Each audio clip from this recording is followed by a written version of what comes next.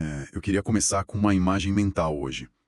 Como é a sensação de ver um relacionamento que, sabe, deveria ser o maior refúgio de alguém se transformasse em uma verdadeira praça pública, Nossa, é uma imagem pesada, né? muito pesada? Pense num lugar onde o desrespeito entra livremente, onde qualquer crítica ganha um espaço totalmente desproporcional Uhum. e onde o cansaço domina de forma absoluta. É como se os muros de proteção simplesmente tivessem desmoronado. É exatamente com essa provocação fortíssima que abrimos a nossa imersão de hoje. É uma metáfora incrivelmente brilhante da nossa leitura de hoje. E ao mesmo tempo muito dolorosa, porque a ideia de uma praça pública sugere uma total ausência de muros. Exato. Ausência de limites. Isso. Qualquer pessoa entra, qualquer energia externa ou palpite afeta o ambiente. A relação perde a intimidade e vira quase como uma daquelas sessões de comentários de internet sem moderação nenhuma. Nossa, perfeita comparação. Onde o caos reina livremente. Exatamente. E vale ressaltar logo de cara, o que a gente vai fazer aqui hoje não é apontar dedos, distribuir culpas ou, sabe, fazer julgamentos morais de quem quer que seja. Perfeito. O nosso objetivo hoje é bem analítico. Nós vamos dissecar os padrões de comportamento descritos no material, entendendo como essa dinâmica caótica se instala aos poucos. Uhum. E, mais importante do que isso, como ela pode ser revertida na prática. Porque o documento que temos em mãos hoje é de uma profundidade ímpar. É fantástico. É um texto que faz uma análise cirúrgica sobre a dinâmica do casamento cristão e sobre aquela exaustão emocional profunda que muitas pessoas enfrentam dentro das próprias casas. Verdade. A missão desta nossa imersão é muito clara. Nós vamos explorar 3 filtros bíblicos propostos por esse texto. A premissa é que a aplicação rigorosa desses filtros serve justamente para fechar as portas dessa praça pública. E transformar o relacionamento de volta num jardim fechado. Num jardim fechado. O documento usa esse termo lindamente. Transformar de volta em um jardim fechado. E é fascinante observar a urgência de debatermos esse tema hoje em dia. A transição de um jardim protegido para uma praça vulnerável raramente acontece do dia para a noite. Não é uma explosão. É mais uma erosão, né? Exato. É uma erosão. É um processo de desgaste contínuo, muitas vezes silencioso, onde a ausência crônica de limites saudáveis vai corroendo as vigas de sustentação. Essa erosão lenta é de uma relevância gigantesca para quem nos ouve agora. Pense em qualquer pessoa que acompanha a nossa imersão e que já sentiu aquele peso esmagador de estar dando, 100% de energia. 100% de paciência. Isso. 100% de paciência, de dedicação em uma relação e recebendo apenas 10% em troca. É de enlouquecer qualquer um. É desgastante demais. Mas o que a leitura de hoje promete revelar quebra completamente o senso comum. Essa discrepância assustadora, na grande maioria das vezes, não é falta de amor do outro lado, é pura e simplesmente falta de filtros de quem está se doando. Essa é uma distinção vital para a gente começar. Nós, culturalmente, tendemos a equalizar a exaustão com o fim do amor. Quando, na verdade, a exaustão extrema que o texto descreve é o sintoma claro de um sistema operando sem barreiras. Sem proteção nenhuma. Exato. Quando a gente entrega energia, atenção e afeto sem absolutamente nenhum critério ou exigência de respeito mútuo, nós mesmos desvalorizamos essa entrega. Certo, vamos desempacotar isso, porque a dinâmica me parece bem complexa. O documento descreve uma transição que, infelizmente, é muito familiar para milhares de casais. Muito comum. O texto fala sobre aquele momento inicial da união, cheio de fé, de frio na barriga, quando a pessoa diz o sim, aceito, lá no altar. Aquele momento de esperança, né? Isso. Naquele instante, existe uma expectativa genuína de parceria verdadeira. Mas aí o tempo passa, as falhas de comunicação se acumulam e, de repente, chega-se a um estado de exaustão extrema. De estar lutando sozinho. De estar lutando uma guerra a dois de forma completamente solitária. E aí, a minha dúvida é a seguinte. A leitura sugere que alguém vai desse extremo de esperança ao fundo do poço apenas por falta de filtros. O que é fascinante aqui é a análise psicológica e espiritual que o material faz dessa fronteira invisível que separa o amor da dependência. Ok. Nós somos muito bombardeados por uma cultura pop que romantiza a anulação. Aquela ideia de que amar é aceitar tudo, aguentar tudo incondicionalmente, mesmo quando há desrespeito. Passa pano pra tudo. Exatamente. Mas o argumento central do texto é que amar de forma completamente irrestrita, sem estabelecer esses filtros de proteção, faz com que o amor se degenere. Ele deixa de ser uma escolha livre e passa a ser uma dependência emocional patológica. E a consequência prática disso no dia a dia é devastadora, se a gente for pensar bem. Pense na lei da oferta e da demanda, mas aplicada às emoções humanas. Brilhante analogia. Se a pessoa está sempre ali, entregando afeto, resolvendo os problemas, engolindo o desrespeito de forma contínua, a outra parte simplesmente para de valorizar aquele esforço. A entrega se torna garantida? Se torna garantida. A previsibilidade absoluta gera acomodação. É impressionante pensar por esse lado. O parceiro se acomoda na certeza de que não precisa investir energia alguma, porque a praça pública está sempre aberta e disponível. Mesmo que ele trate mal ou jogue lixo no chão. Mesmo assim, isso vira o jogo, não é? De repente, instituir limites deixa de ser visto como um ato de egoísmo ou de falta de amor? E passa a ser proteção? Passa a se tornar o primeiro e mais urgente passo para resgatar o valor daquilo que está sendo oferecido. É a preservação da própria dignidade como fundamento para que a relação possa ter salvação. O que nos conduz direto para o nosso primeiro grande ponto. O primeiro filtro proposto pela leitura é o filtro da reciprocidade bíblica. E já começamos pisando em um terreno sensível. Bem sensível. Porque o texto desconstrói um mito gigantesco dentro das comunidades de fé. O material aponta que muitos cristãos acreditam genuinamente que sofrer num casamento é uma espécie de dom espiritual inquestionável. Sim, quase como uma cruz que a pessoa recebe e deve carregar em silêncio absoluto. Sofrendo calada para mostrar virtude. É uma crença profundamente enraizada e que paralisa muitas pessoas, mantendo todo mundo preso em ciclos de abuso emocional ou descaso crônico. Mas a interpretação trazida pela leitura de hoje joga uma luz libertadora sobre isso. O documento esclarece o que realmente significa a instrução bíblica de suportar uns aos outros em amor. E qual é a diferença apontada? A distinção teológica e prática que ele faz é essencial. Suportar significa, sim, ter paciência com as falhas cotidianas, com as imperfeições humanas do cônjuge, como esquecer uma data ou ter um dia de mau humor. Claro, as coisas do dia a dia. Porém, suportar definitivamente não é sinônimo de servir de capacho emocional. Não significa aceitar passivamente o descaso continuado ou a falta de respeito sistêmica. Isso faz todo sentido do mundo. Tolerar que o outro deixe a toalha molhada em cima da cama é suportar imperfeições em amor. Exato. Agora, tolerar ser ignorado e maltratado todos os dias é outra história completamente diferente. E a beleza desse texto é que ele não fica filosofando nas nuvens. Ele entrega uma ação prática muito palpável. Uma ferramenta real. Sim, o documento instrui o seguinte: se há mensagens e tentativas de diálogo que ficam constantemente sem resposta, se há buscas por conexão que são repetidamente seguidas de frieza ou rejeição, é o momento de agir. É o momento exato de acionar o que ele chama de filtro do silêncio estratégico. O silêncio estratégico é uma ferramenta comportamental muito robusta, mas acho que vale a pena detalharmos isso para não gerar confusões. Sim, por favor. É crucial que nossa audiência entenda a mecânica correta. A estratégia aqui não tem nada a ver com aquele famoso tratamento de gelo. De ficar de bico. Isso. Não é fazer joguinho passivo-agressivo, fechar a cara e andar pela casa batendo porta. Não é uma punição infantil com o intuito de causar dor ao outro. Então o que é? É fundamentalmente um redirecionamento consciente de energia. É quase como secar a torneira que alimenta o desrespeito. Perfeita analogia. A leitura usa uma metáfora muito rica sobre um banquete. Ela orienta a parar de preparar e servir um banquete emocional para quem se recusa terminantemente a sentar à mesa. Uau, isso é forte. É muito forte. Se um cônjuge constantemente recusa o convite para a comunhão, continuar implorando por atenção só gera mais exaustão para quem serve. E mais desprezo por parte de quem ignora a refeição. Exato. A orientação prática é pegar toda essa energia desperdiçada e redirecionar para alimentar o próprio espírito, fortalecendo a relação individual com Deus e a própria identidade. Ou seja, ao invés de mendigar as migalhas de atenção de um parceiro distante, a pessoa passa a se nutrir espiritualmente. E isso inevitavelmente muda a postura dela dentro de casa. Muda a presença dela. O documento argumenta que quando alguém se valoriza no espírito e encontra um senso de completude que não depende da aprovação momentânea do cônjuge, o valor percebido por esse cônjuge muda. Com certeza. A pessoa deixa de emanar aquela energia de desespero de quem aceita qualquer tratamento e volta a ser vista como alguém que possui valor, que possui um jardim fechado, que impõe respeito naturalmente. E o mais interessante é que essa reconquista do respeito não acontece através de gritos ou cobranças infindáveis, mas através dessa independência espiritual pacífica. É pelo silêncio, né? Ao retirar a pressão imediata e desesperada de cima do parceiro, a pessoa cria um vácuo.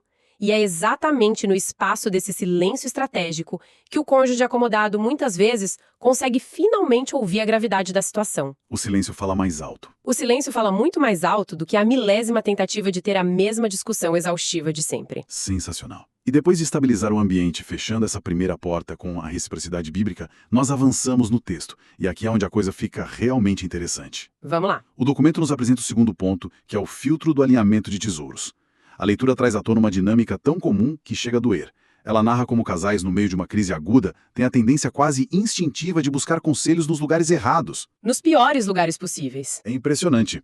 A relação começa a ruir e a pessoa sai correndo em busca de validação nos ambientes menos qualificados para oferecer cura. Essa é uma armadilha clássica do desespero humano. As pessoas não estão buscando uma solução real ou uma confrontação construtiva. Elas estão buscando torcida organizada.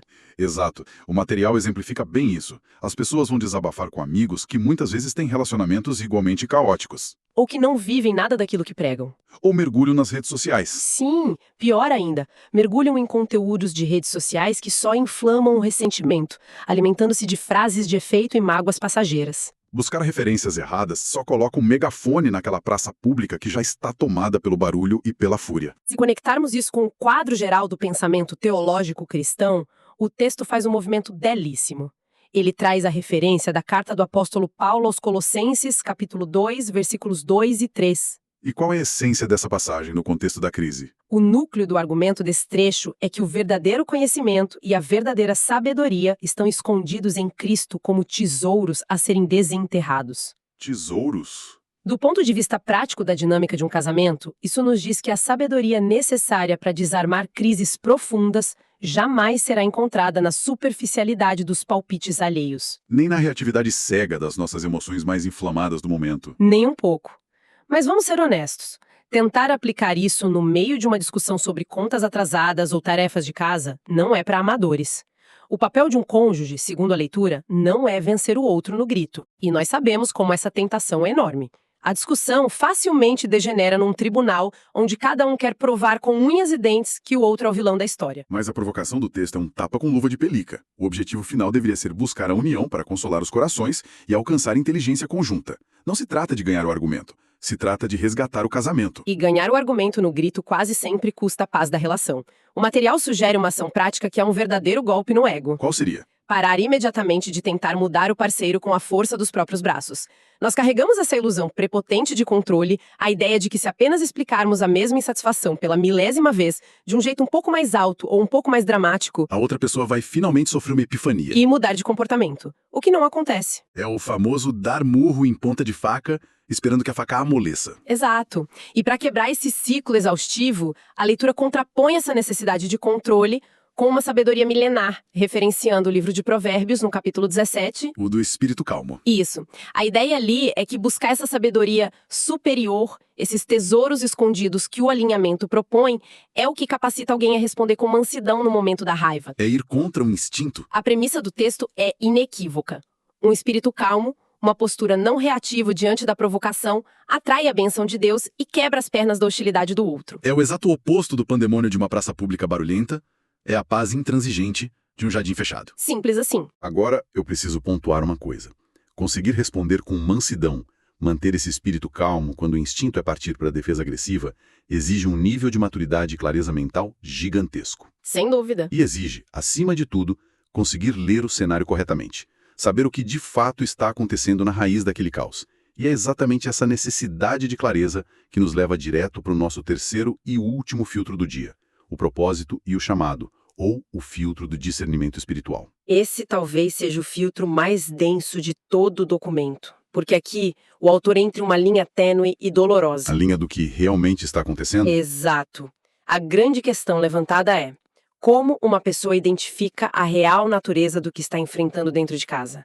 Será que o relacionamento está apenas passando por uma daquelas secas naturais, um silêncio divino focado em gerar amadurecimento mútuo? Ou será que os alertas vermelhos estão piscando porque o casal entrou em um jugo desigual? Essa é a grande pergunta. Acho que vale muito a pena fazermos uma pausa estratégica aqui. Essa expressão jugo desigual aparece no texto e, para quem não está familiarizado com a linguagem teológica, ela pode soar um pouco estranha. O que exatamente o material quer dizer com isso no contexto do casamento? Excelente pergunta. O termo jugo vem do ambiente agrícola. É aquela peça pesada de madeira usada para unir dois animais, como dois bois, para que puxem o mesmo arado na mesma direção. Certo. Quando se coloca um jugo desigual, por exemplo, unindo um animal muito forte e outro fraco, ou de espécies diferentes, eles não conseguem andar em linha reta. Fica tudo torto. O arado fica dando voltas, da estrutura machuca os dois animais e o campo não é cultivado. No contexto espiritual e conjugal que a leitura aborda, um julgo desigual não significa apenas diferenças de personalidade. Tipo, um gostar de filme e outro de livro? Exato, não é isso. Significa uma incompatibilidade brutal de propósitos morais e espirituais. É quando um quer construir um lar baseado em princípios cristãos, paz e lealdade, e o outro quer viver uma vida baseada no egoísmo, sem compromisso com o mesmo norte ético. Eles simplesmente não conseguem puxar o arado da família na mesma direção. Nossa, muito clara a explicação. E o discernimento espiritual, como o documento propõe, é justamente adquirir a clareza mental para enxergar se a resistência do outro é apenas cansaço rotineiro ou se é um jugo desigual destrutivo. E um dos apontamentos mais libertadores dessa parte final da leitura é a separação drástica que o autor faz entre carregar uma culpa indevida e experimentar o verdadeiro arrependimento transformador. Isso atinge em cheio muitas dinâmicas abusivas ou tóxicas, porque é muito comum ver uma das partes chamando para si a responsabilidade integral pelos fracassos da relação. A pessoa veste a capa de salvadora. E passa a carregar um peso esmagador de tentar, sozinha, consertar falhas de caráter e comportamentos prejudiciais que o parceiro se recusa até mesmo a admitir que tem. Sim, e a leitura é taxativa sobre isso. Essa é uma culpa artificial e extremamente improdutiva. Ela não salva o casamento, ela apenas destrói a saúde mental de quem carrega o peso. É um fardo que não é dela. O texto foca em entender o chamado conjunto e traz uma menção cirúrgica do livro de Deuteronômio, capítulo 29, versículo 28, para afirmar um princípio absoluto. E qual é esse princípio? O desejo primordial de Deus para um ambiente familiar não é a manutenção de um clima de indignação contínua ou de, como diz o texto, grande furor. O propósito divino estrutural para um lar é a ordem e a paz. Ordem e paz. Um ambiente permanentemente tomado por fúria, gritos, medo e ressentimento não reflete esse propósito em nenhuma medida. Diante dessa constatação pesada, a ação prática proposta pelo texto aqui não poderia ser mais reflexiva e profunda.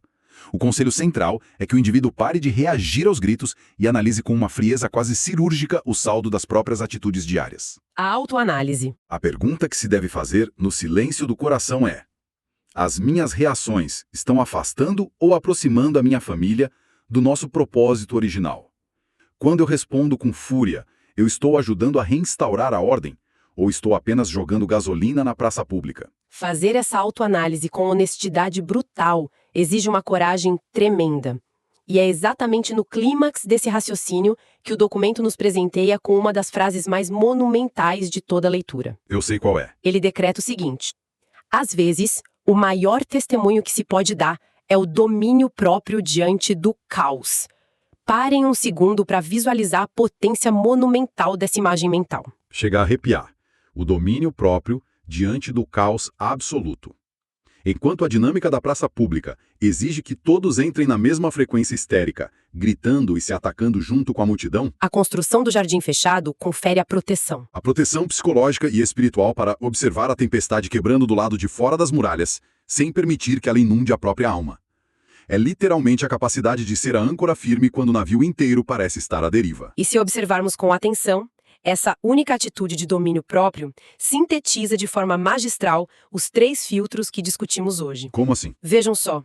O silêncio estratégico da reciprocidade evita que a pessoa se desgaste alimentando a indiferença do outro. A mansidão do alinhamento de tesouros impede que o indivíduo use as próprias mãos e gritos para tentar forçar uma mudança que só a sabedoria divina pode operar. E o terceiro? E por fim, o discernimento do propósito se materializa exatamente nesse domínio próprio inabalável, nessa recusa consciente de se rebaixar à lama da indignação constante. Fantástico. Ao sustentar a ordem dentro do próprio interior, mesmo sob os escombros de uma crise externa, é que se cria o único alicerce possível de onde a reconstrução do casamento pode eventualmente começar. Que mudança de paradigma avassaladora. Nós definitivamente percorremos uma jornada intelectual e espiritual riquíssima analisando esse documento hoje.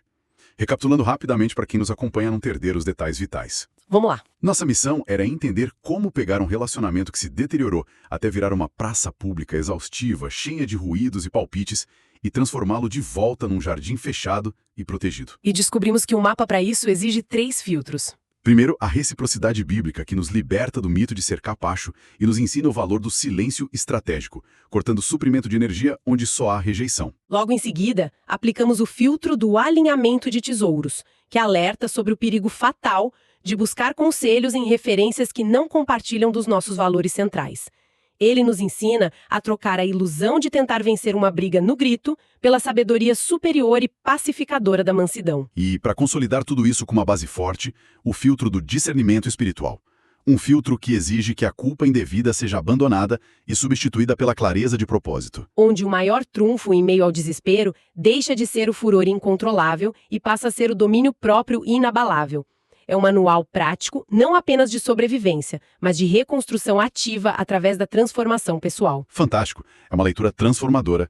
E um detalhe muito importante que não podemos deixar de mencionar. O autor do material tem a preocupação de não deixar todo esse conhecimento pairando apenas no ar. Ah, sim, o material extra. Exato. Para quem se viu profundamente retratado nessas dinâmicas, o documento original traz um fechamento muito convidativo. O autor oferece um devocional diário especificamente elaborado para ajudar na manutenção desses filtros na vida real. Uma ajuda prática diária. Ele pede para quem quiser continuar essa jornada que se inscreva em seu canal e deixe nos comentários a frase "Eu busco a sabedoria de Deus para o meu lar". E ele envia de forma direcionada um versículo de fortalecimento para ajudar a manter esse jardim fechado, blindado contra as distrações. Muito bom. E aí a gente chega na grande conclusão, né? Então, o que tudo isso significa no final das contas? Significa que estabelecer limites muito claros e buscar sabedoria em essência não tem nada a ver com ser uma pessoa fria, distante ou rancorosa com quem amamos. Muito pelo contrário. Construir barreiras é o maior ato de preservação do que realmente importa. É levantar os muros em volta do jardim, não com a intenção carcerária de prender alguém lá dentro, mas para garantir que o solo permaneça fértil. Para que a confiança, a intimidade e o amor possam crescer de forma sustentável, né? Completamente livres dos pisões descuidados de quem costuma transitar por uma praça pública sem prestar atenção de pisa. O amor, para durar décadas e prosperar no meio das adversidades da vida, precisa desesperadamente da fundação do respeito. E o respeito do outro só começa quando a própria pessoa decide que não vai mais aceitar armar sua barraca no meio de uma praça pública emocional. Falou tudo. Não dá para morar na praça pública emocional. Isso levanta uma questão importante. Uma provocação final para fecharmos o nosso encontro com a mente a 1000 por hora. Manda. Nós dedicamos todo esse tempo esmiuçando as maravilhas e as dores da dinâmica matrimonial. Mas se ampliarmos o espectro da análise, se o domínio próprio diante do caos possui esse poder tão avassalador a ponto de reverter o colapso iminente de um casamento inteiro... Onde mais a gente aplica isso? Exato! Como seria a nossa sociedade se aplicássemos rigorosamente esses mesmos filtros internos na nossa resposta a absolutamente todas as outras crises que enfrentamos na vida moderna? Excelente ponto. Se transferirmos essa lógica para a hostilidade do ambiente de trabalho, para os ataques gratuitos nas redes sociais ou para os aborrecimentos diários no trânsito, o impacto seria estrondoso. Exatamente. A reflexão final que o texto nos deixa nas entrelinhas é a seguinte: será que a verdadeira e duradoura paz que a humanidade tanto procura no mundo exterior barulhento não começa sempre e inegavelmente com a coragem individual de trancar os portões de ferro e cultivar o silêncio curador do nosso próprio jardim interno? Uau! Fica aí o convite à reflexão profunda. Cultivar, antes de mais nada, o próprio jardim interno, para só então convidar o outro a entrar. Um agradecimento imenso à nossa bancada por essa troca tão rica e um abraço enorme a toda a nossa audiência que mergulhou com a gente em cada detalhe dessa análise. Nós nos encontramos na nossa próxima imersão. Até lá! Até a próxima!